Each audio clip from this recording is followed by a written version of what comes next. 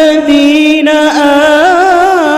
آمنوا وعملوا الصالحات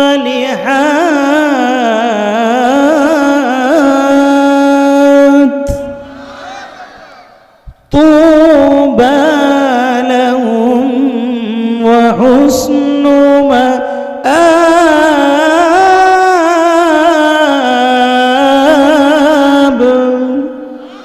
আল্লাহ পাক ডেকে বলছে আল্লাযীনা আমানু, যারা ঈমান এনেছে এবং সৎ কর্ম করেছে, নামাজ পড়েছে, যাকাত দিয়েছে, হজ করেছে, অন্যের হক মেরে খায় নাই, ওই সমস্ত ঈমানদারদের জন্য তুবা লাহুম, তাদের জন্য রয়েছে তুবা।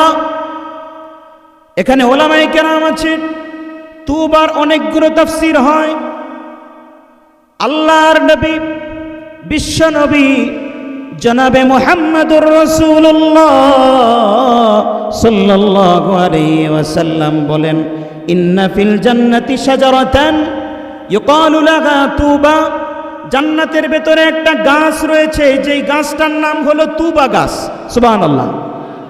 ওই গাছটা আল্লাহ পাক শুধু মুমিনদের জন্য তৈরি করেছেন।